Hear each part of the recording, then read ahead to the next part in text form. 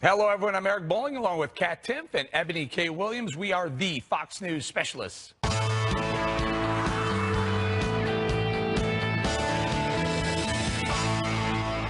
Terror on the European continent as France again falls victim, with the jihadists yelling, "This is for Syria," attacks police at the Notre Dame Cathedral. Terror on the Australian continent. A Somali-born man killed one person and took a woman hostage in an apartment building, with 3 police officers injured during the standoff. The gunman had pledged allegiance to ISIS before he was shot dead by police.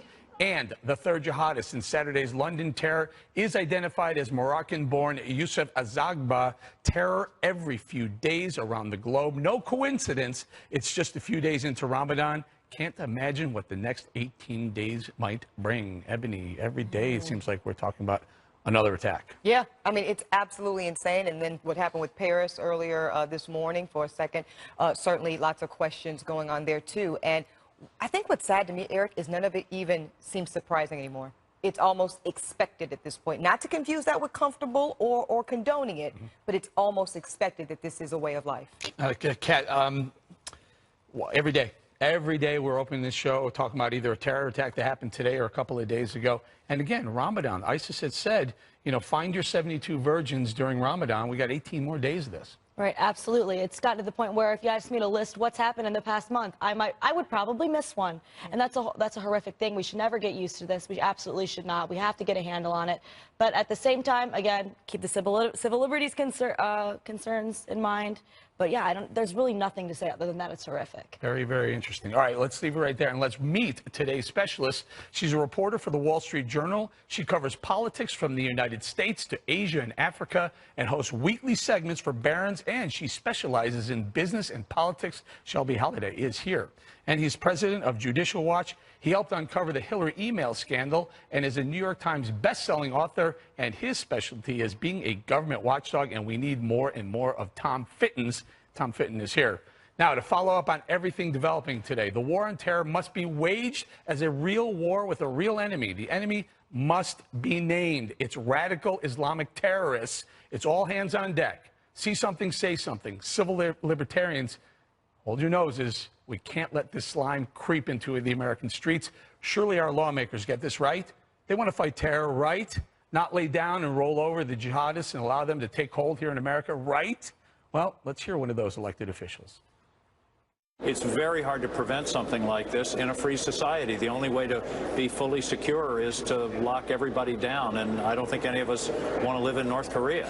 So let's not lock everyone down. Let's not lock down our vetting. Let's not tighten up our security and intel collections. Congratulations, Senator. You take the prize for the dumbest comment heard from a lawmaker in a very long time. Now, Kat, you may take umbrage with something I wrote, some of the things I wrote there, especially the civil libertarians. I really don't like the idea that civil libertarians want terrorism. That we just have a different view on how to protect against it and what does and does not work in terms of protecting against it. You can't keep everybody really perfectly safe in a free society. That is true. That absolutely is true. Okay. Shelby, your thoughts on what the independent senator had to say about how we fight terror, that we need to just, like, relax, everything's going to be okay? Well, I don't think he's wrong, but I think coming from a lawmaker, coming from an elected official, you want to hear more resolve. You want to hear, you know, more of a strength position. However, he's acknowledging what Kat said is absolutely right. It's impossible to prevent. These lone wolves, though, in many cases are known wolves. They are known to intelligence, and that's where we have major problems. If these guys are on the radars of U.S. intel, UK intel, they're flagged. How are they able to then commit acts I don't know, Shelby. That's a big problem here. You know, this is a very important comment. We talked about it yesterday, that the jihadist one of the jihadists who pulled off the attack in London was on a documentary called The Jihadist Next Door and was on a watch list. Literally. And also in your piece, Eric, you say, see something, say something. Well, sometimes people are seeing something, they are saying something, and nothing's being done about it. So that's a different issue, one that doesn't come close to him breaching upon civil liberties. This is where we can ramp up, as Mike and Aaron were both talking about yesterday on the show, ramping up our ability to identify these people and get them and capture them and then keep us safe from All right, harm. let's turn to our Judicial Watch guy, the guy who watches over the government. Tell us how safe, how good are they at vetting the people coming into this country? Well, there is no vetting of people coming into this country, practically speaking. The president just implemented a new security measure to ask a few more questions, but his instincts in the tweets are right, that we need to broaden the list of countries of which we're asking questions of people coming in. We're not asking them, for instance, are you a believer in Islamic supremacism? That's the sort of basic information we need to know. Now, they could lie, but at least we're on record as to knowing what they're coming in here for. And if they come in here and begin agitating and begin doing the avocation of violence, we have them on record as telling us otherwise, and you throw them out. Tom, your group specifically makes a lot of FOIA requests. It means you go to the government and say, we as a people want to know what the government's saying and doing on paper. We want to read some of these things. Talk to us about how much we don't know about some of the people coming into the country. Well, you know, we know more than we want to let on. You know, we asked, for instance, remember the Orlando shooting? We asked for documents from local law enforcement there. They asked the FBI about Omar Mateen. And the FBI told him he is, quote, not a terrorist, with emphasis on the word not. FBI Director Mueller, his FBI were telling his people, don't focus on Islamic extremism. Try not to mention the Quran. Why? Because you have this politically correct attitude in dealing with the threat we face. And it's uncomfortable because it means you have to focus on people who believe in something that is seemingly religious, but in fact it's a worldview that's political, that wants to overthrow our country and our system with violence or through other more subversive means. But Tom, isn't it also true that in the case of Omar Mateen, he was known at some point, right? There were eyes on him. There was an issue around him, and we watched him for a very long time. I think maybe over 10 months, and ultimately he was let go. So that's a separate issue. So how do we address that particular issue? Well, if necessary, we got to broaden the laws to allow for the picking up of people like this who are advocating violence or maybe advocating violence or part of this subversive movement. I wish they were terrorists that we didn't know about. But I think almost every one of them we've known Omar about. Mateen was an American citizen, and much like the terrorists in London, as atrocious as their acts were, Donald Trump's travel ban would never have prevented any of them from coming to the U.S. One of them was a British citizen. You can't prevent them from coming Shelby, in when but you know what you already can't do? When ISIS says... It's a multi-front When ISIS says, it directs jihadists, if you want to follow what we want you to do, get into the American system through the refugee program. They instructed their people to do this. So I think it's important that, yes, see something, say something, and there's going to be the ones that are homegrown, but you got to at least lock up the borders and make sure, in my opinion, hang in there one second. I'll let you comment on this. All right. Because if you watched the show yesterday, one of our specialists, Aaron Cohen, hit the nail on the head about the type of crackdown we need to do to stop the terror threat here. If I was leading this operation, I would want it to rain warrants, terrorist warrants, so I can kick down every door of every possible terrorist, friend of a terrorist, family member of a terrorist in Israel. If you cohorted with a terrorist or you had any knowledge of the terrorist attack, we're going to destroy your house. The reason why is because you don't deserve to even live here if you had any knowledge of a potential terror attack. Shelby, that's where you change the debate, change the dialogue, change the PC culture so that you can, that becomes accessible. I will also say a big challenge here is resources. The FBI does not have the resources to put dozens of guys on one suspect who's saying crazy things online. And at the end of the day, it all comes down to money and personnel. And if the FBI has a hiring freeze, how can I think that it's very legally, real quick, Kat, about what Aaron said. It sounds really hawkish, Eric, and people get really excited. Aaron's exactly right, and it's really not even an extreme thing he's talking about. You know why? I wish it would rain warrants. Well, guess what? In most of these cases that we're talking about here, there is what is required for a warrant. Articulable suspicion of criminal activity afoot. So when you've got that in play, there is absolutely nothing wrong with the warrant. I don't even think someone with a civil liberties concern would have a problem with that, right? Right, Kat? that's absolutely the point. Warrants, that's fine. What's missing in this discussion, which can create fear. I'm not saying you shouldn't be afraid of terrorism. Obviously, you should. But we are already doing a better job in this country than they're doing in Europe. And a lot of different, our vetting process is already better. It's chaos, the vetting process over in Europe. And also, Muslims do assimilate better into this society than over here. And hold on a minute, Eric. And whenever I say that, people go bananas on me on the internet saying, so you're saying every single Muslim has integrated absolutely perfectly in the society? Well, here's this one guy. No, that's not what I'm saying. I'm not saying it's perfect. I'm saying that it's an absolute fact. It is a fact that they integrate better here. I'm not so questioning it's not that, completely fair to say what is going to happen in Europe is going to happen here, because we're different. Here's the point, though.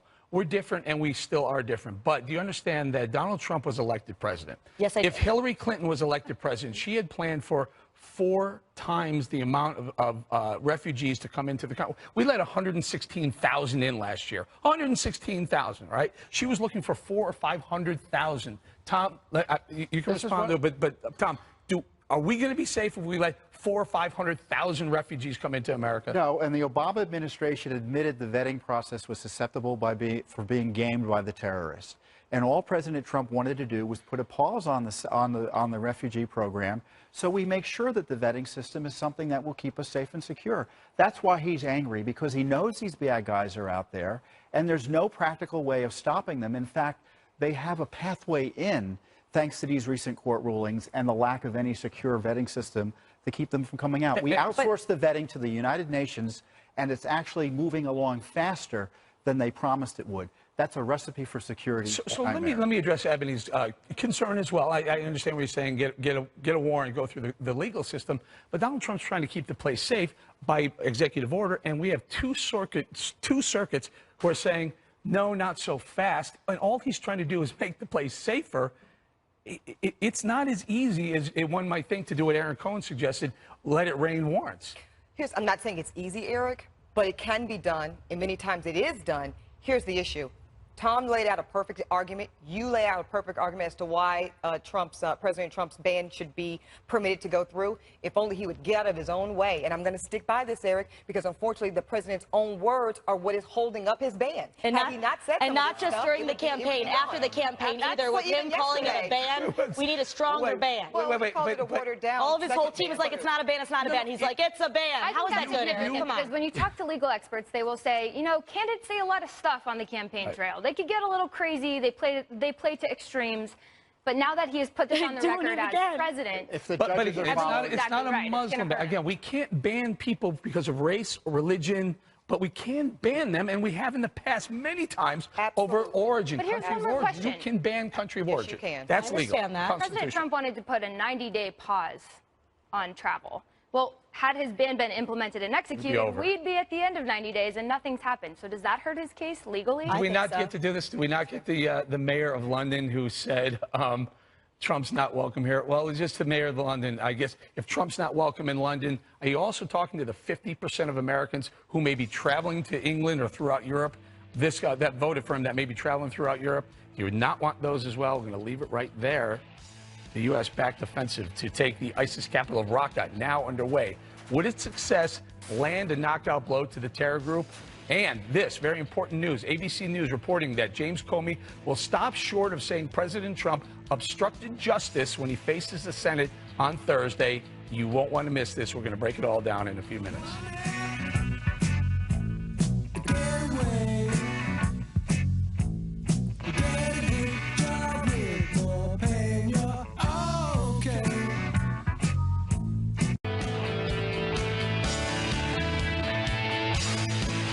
The U.S.-backed offensive to take Raqqa, the capital of ISIS' self-declared caliphate, is finally underway. Syrian, Kurdish, and Arab rebel forces are now reportedly fighting to break through in the city's east, with ISIS launching devastating attacks across the globe in recent weeks.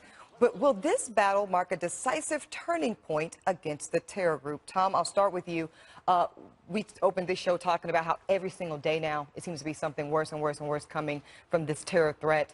So we have to do something different. Do you think this is the difference that needs to be made?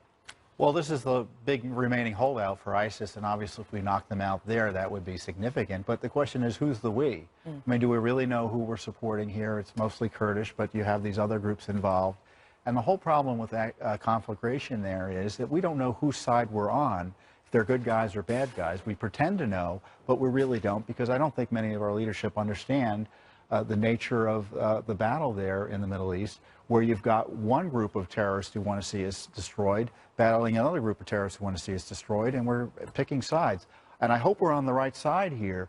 But ISIS is a menace, but it's only one flavor of the month when it comes to Islamic extremists who want to kill us. You're absolutely right, and that's what makes this different than any other war, where the enemy is much more clearly defined. Just like you said, there'll be people who both hate us fighting each other, and we pick one, or we try to take out this leader, and then another group takes control. It's much more complicated than that. That's right, Eric. And so I think conventional wisdom would tell people the enemy of my enemy is my friend and vice versa. But I don't know that that plays. We got burned in Syria. We got burned by backing what we thought were the anti-Assad rebels. They end up being a third faction, which ended up evolving into a form of ISIS. And there are pictures with I think they're legit, with Senator McCain standing with someone who he thought was a true rebel, but ended up being an ISIS fighter. Let me explain something about Raqqa, though. For about 5 years now, we've known Raqqa was not only the headquarters of ISIS, but also their training ground.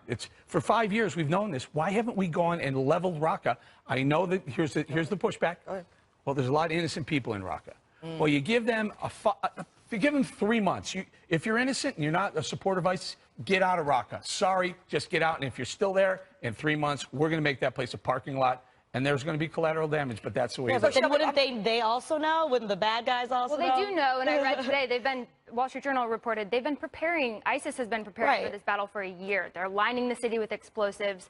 ISIS is known to kind of trap civilians into cities when they know there will be a battle, so it's tough to get them out. Exactly. I will say there are some glimmers of hope, if you will, in this Raqqa battle. Not only are we squeezing one of their last strongholds, but we've seen with these attacks, they tell their supporters, their sympathizers, to go out and commit lone wolf attacks because they're being squeezed in the homeland.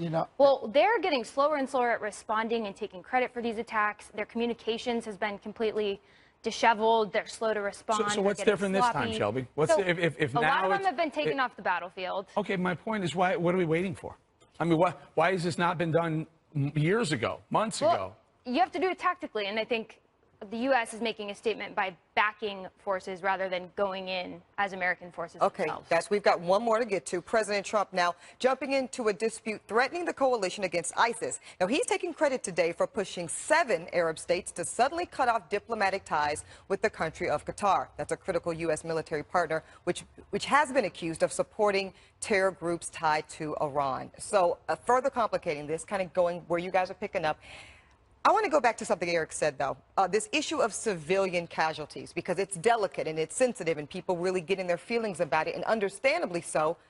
But is he right at some point, Shelby? At some point, is that just a cost of keeping us safe and saving? Well, if you talk to security experts, they say there are 2 big issues that non-Western societies have with how we handle terrorism. And one of them is that we allow free speech. So we allow people here to say anything they want about Muslims, about Muslim majority countries, about Muslim communities.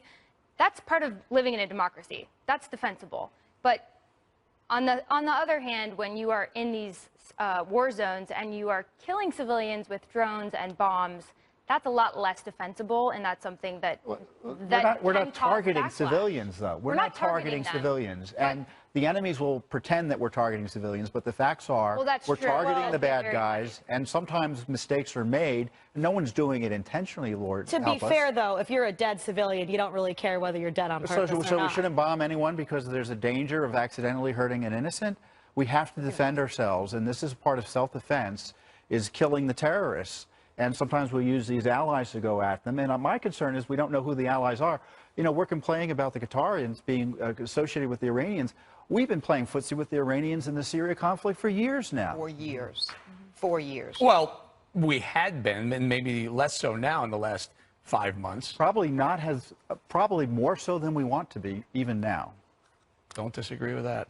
Really troubling. Yeah, that's the point. And I guess a final note on this, Kat, and I'd like your take, you know, because the civilian issue is a big one. Even President Obama, and this week, kind of making some news in some circles around people criticizing him for the number of civilian deaths that came under his national leadership. Is it ever justified? It should always be a consideration. The fact that they're not our people doesn't mean that they're not people. And a lot of the conflicts that we have gotten into for no reason. So it's not like it's not understandable why people would be hesitant to want to get more and more involved in foreign conflicts. Can you just point out that we are talking... Absolutely. And they will. This attack, they absolutely will use as a recruiting tool. No one here is suggesting we just indiscriminately bomb places that we think are ISIS strongholds. We're talking about the headquarters of ISIS, the self-proclaimed headquarters of the caliphate and the training ground of ISIS fighters. And giving them an opportunity to get out, and hopefully, to your point, they do. Up next, James Comey set to face off in the Senate on Thursday, but now ABC News is reporting that he will stop short from saying that President Trump tried to stop the Mike Flynn probe. Stay with us.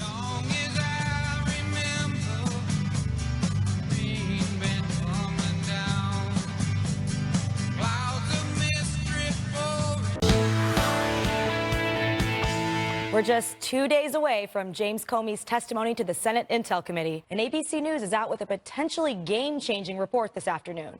It says that Comey has told associates he will not accuse the president of obstructing justice in the Michael Flynn probe.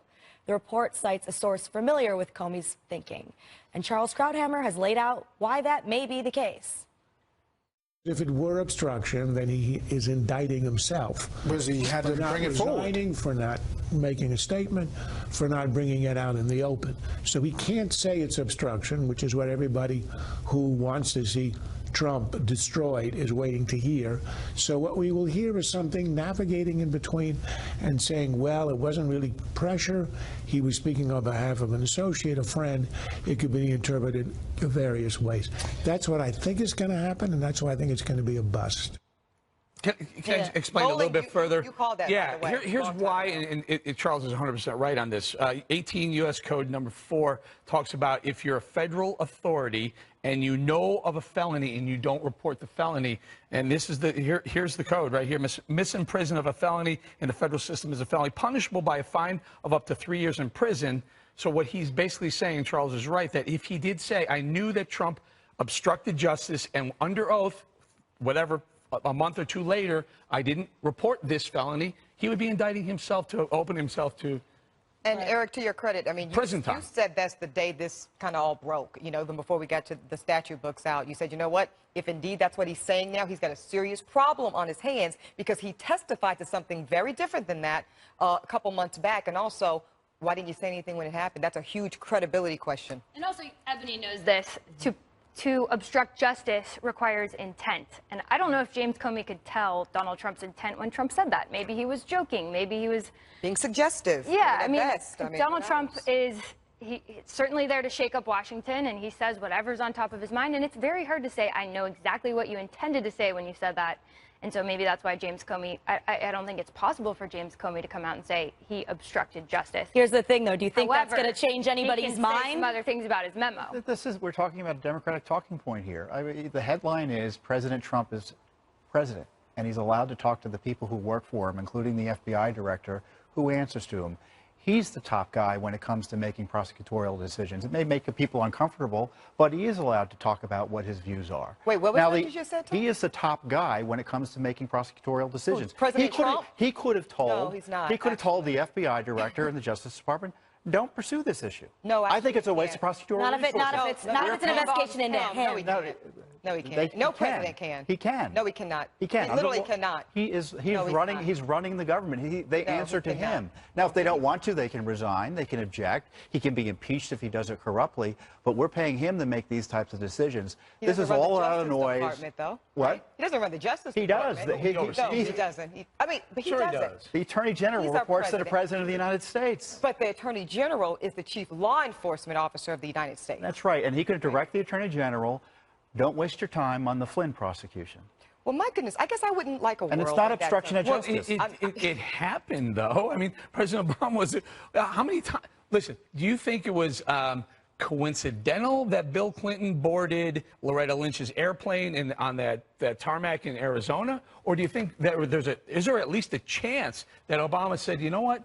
Why don't you meet with Clinton? You two are going to be in Arizona at the same time. Eric, this is what I don't understand. So you're saying there's a chance when it comes to Lynch, but there's no chance when it comes to Russia? No, I'm saying that Tom is right, that the president appoints an attorney general. The attorney general still works for the president. No, now, the attorney general works for the American people. No, and that's important. You guys got to get that right.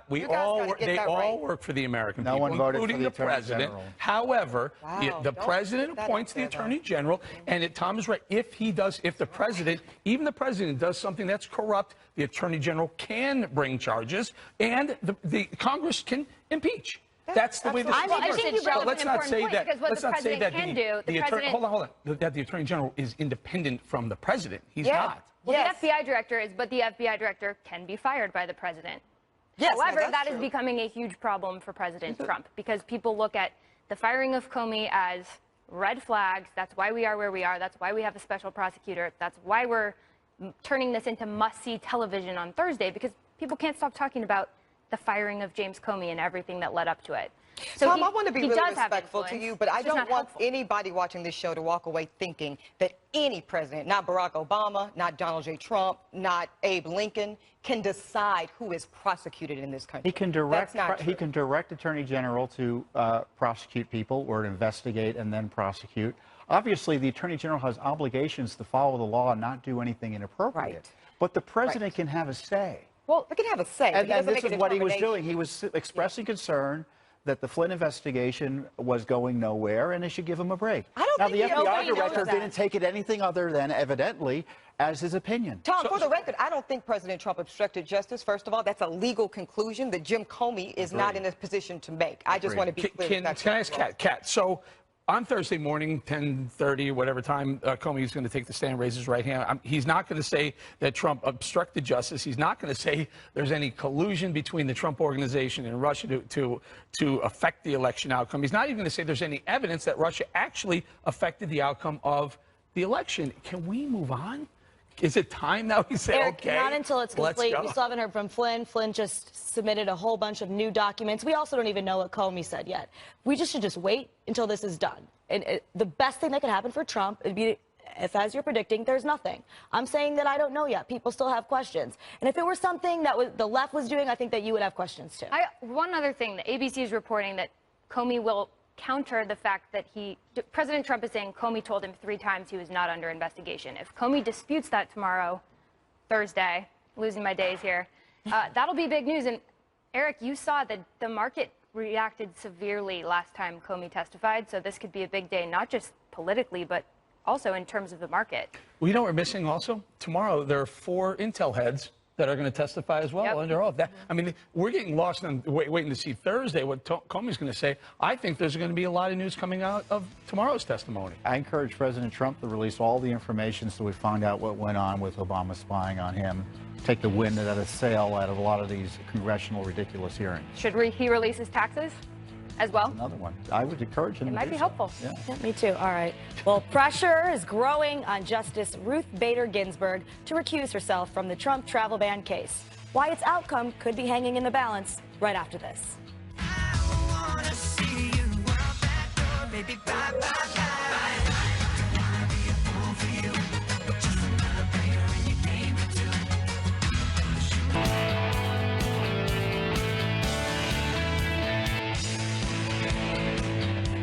Welcome back to the Fox News Specialist. Our specialists today are Shelby, Holliday, and Tom Fitton. Let's continue our conversation.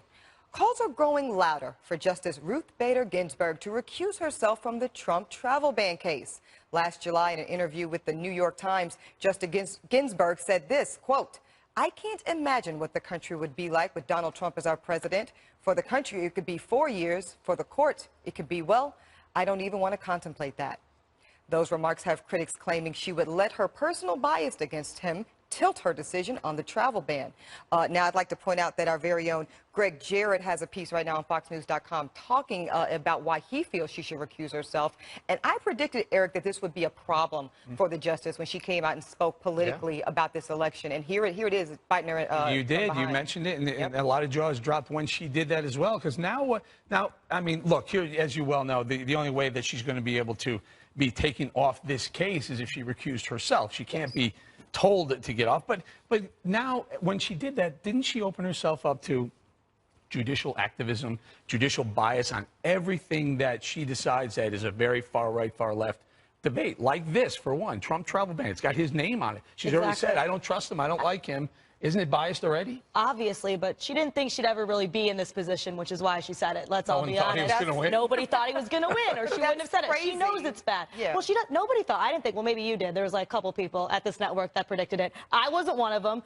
She certainly clearly didn't There think were that. Or she only wouldn't two have said that. candidates, though, Kat, at some point. Even if you thought Trump was a long shot, certainly it's possible. Hey, right? bad move on her part, but that's clearly why she said it. Now, the thing is, people love her, right? She's a pop culture icon. She is. They call her RBG, and the kids walk around in Brooklyn with, like, the little shirts where she looks like Notorious B.I.G. and, oh, she's so cool, look at me in my cool shirt. So if she has to recuse herself, I mean, she's very, very popular, but I don't see any defense of her staying on when she's already shown she's impartial. Well, let me play this. Yes, of course. I think she has a serious problem here. Let me be clear. But here's what her argument, I think, will be, Shelby.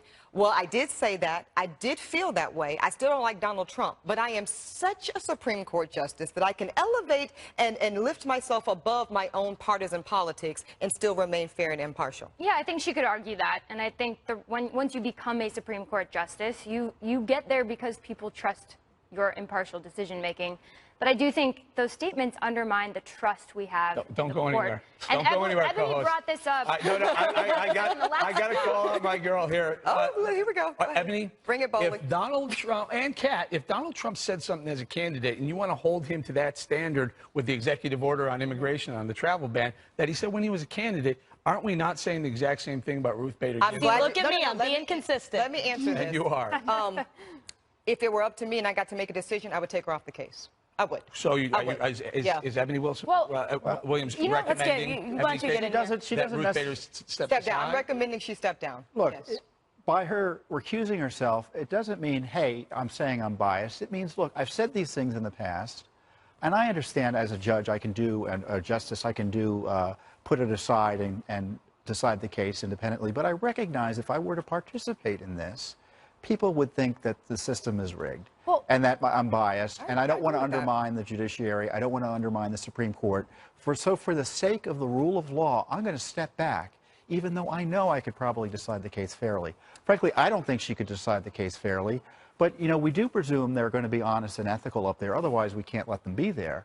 But given what she said, I would caution her that she step back just for the sake of the court. I have a question for you guys, though. Yeah. When President Trump attacks the courts, the judiciary, when he attacks, as he just did with the travel ban, courts for being slow and political, does that make it tough or impossible for justices to be impartial because they're already being impeached? No, because different. I'm going to defend President Trump here. He doesn't have a presumption of impartiality. You're right. He really doesn't, and he certainly didn't run that way. We don't elect presidents for their ability to be fair and impartial necessarily. But justices, and particularly the Supreme Court, the High Court, the almighty highest court of the land, is supposed to be apolitical. And it's supposed to be hard to work there. Yeah. So no, I think she really stepped in it, Eric. I really do. I think I said it at the time, and this was going to always come back to haunt her. The difference she did versus what Justice Scalia would do as a conservative justice, he would talk about ideology. He would talk about, I believe in this or that. She went one step further and pointed at Donald Trump specifically, the man, not his policies. Right, not conservatives. Right, and therein lies one opportunity for her to say, you know what, in the hat tip to impartiality, I will step down on Which this one. also makes it tough for her because if she recuses herself from this one case, that sets a precedent for other cases. Yeah, and also it becomes a question of when can she rule. I have a better idea. I have a better idea. Ruth Bader Ginsburg, you know what? It's time to retire. You have a long life to go relax and hang out in Florida somewhere. She's a little late for that, Eric. Media bias has no bounds. One of the country's biggest news organizations now officially claiming that President Trump can't be trusted. Stay with us.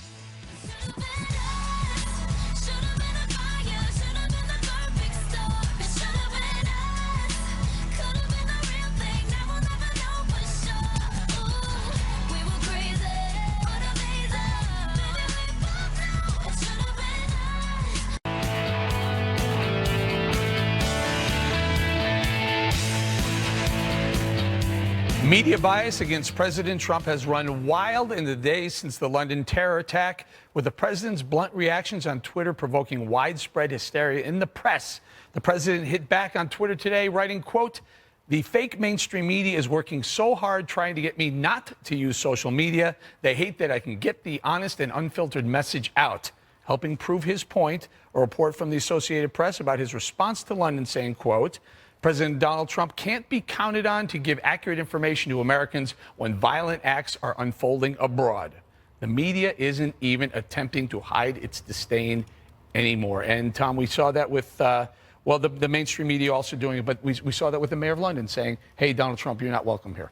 No, you see this media taking itself, they obviously don't think the Democrats are doing a good job, so they're going to be the opposition party to President Trump. Everything he says and does is met with derision and opposition by the media. They disagree with everything, and everything is an argument. He says something, there's an argument, there's always someone trying to catch him, suggesting he said something wrong. He got something wrong about the middle attack. Like everyone thought it was a terrorist attack, and he tweeted out that it might have been a terrorist attack. Or he said that it was. He said it was a terrorist attack. Suggested it was a terrorist attack, even though it wasn't. And he was wrong.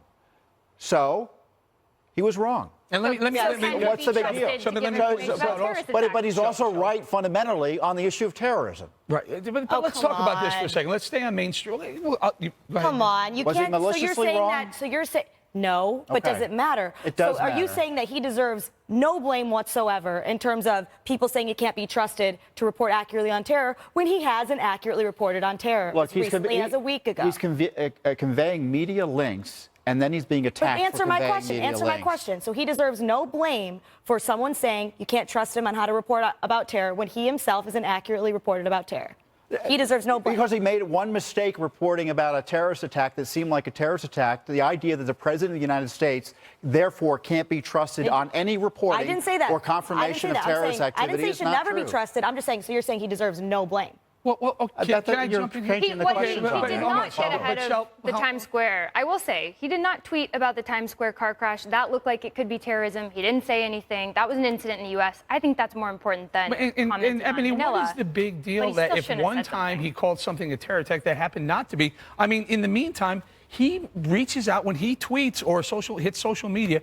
110 million people get that message. Hold on. I will say this. I really like the Associated Press. It's one of the few, what I think, remaining trusted news sources.